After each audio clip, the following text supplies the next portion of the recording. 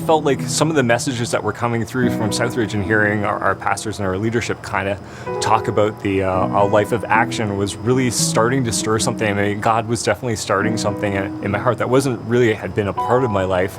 We just felt this prompting to really engage more, and that's what drove me to take that first step and like, okay, let's get out of the seat in the aisle here and let me try something that's going to be really different for me. The first time I went into the shelter, I definitely expected to have the older gentleman in the alleyway with the grizzled beard and the winter hat, that kind of experience.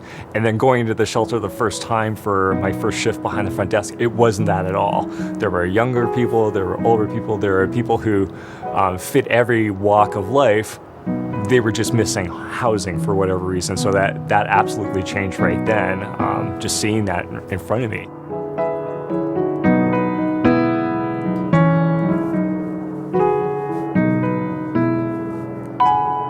I grew up in Leamington, Ontario. It's a small farming community with a lot of greenhouses, and there's a pretty large migrant worker population that works in Leamington. I remember as a kid going to the grocery store on Friday night and seeing tons of bikes outside the grocery store because it was the day that the migrant workers did all of their grocery shopping. I remember thinking, why are they biking? It would be so much more convenient for them to take a car or get a taxi. And I remember feeling a little bit intimidated to walk through the doors with a whole ton of workers standing outside. So based on my background growing up, I had very little experience with the migrant worker population, the purpose, what they gave to our economy, and what it was actually like to live in their shoes. I still don't understand that, but I have a lot of friends that live in that world all the time. And as I've gotten to know them, it's completely changed my perspective.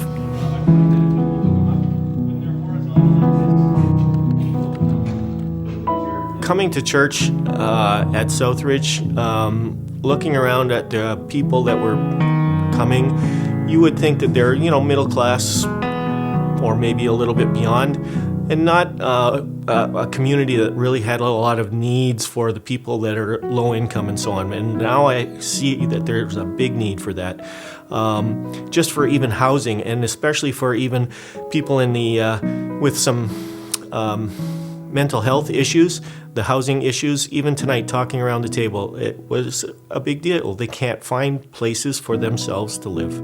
I was not aware of that, and I didn't expect that whatsoever.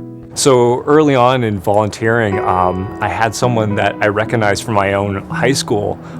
Not someone I was super connected with, but I recognized him, and it had obviously been a number of years since I would have seen that person. I remember sitting at the desk while the staff person talked to them for their intake, and just being in almost shock of, hey, this was a person who was really like part of the cool crowd at school, and from what I recalled was well off and was afforded things in life, but here they were coming for an intake in the shelter, and I could tell that they had some likely experience with the street just from the way they were presenting, and just being absolutely like heartbroken of like, wow, it can really affect anybody. It was really interesting to have that person there, and then to even think like, where did our life in the 15 or 20 years, we'll say, since high school, what path did they go down that mine didn't go down, that would reconverge us in the same spot at this time? You absolutely never know what someone's going through. I never knew. I still don't know what they went through that brought them to that point, and I don't know what they're going through now,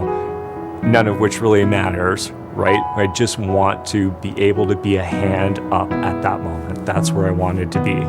I think one of the times when it hit home for me how different things are for my Caribbean friends was when one of my friends lost his wife back home. She passed away while he was here.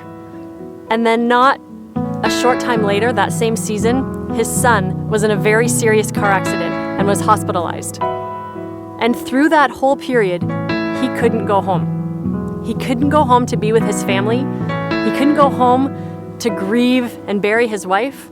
And he couldn't go home to support his son in the hospital because he needed to stay here and earn money to support his family back home.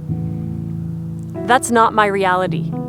I would be there in a heartbeat and wouldn't have to worry about anything else. And for him, this was where he had to be. You can hear a lot of numbers about what homelessness is and or low-income families.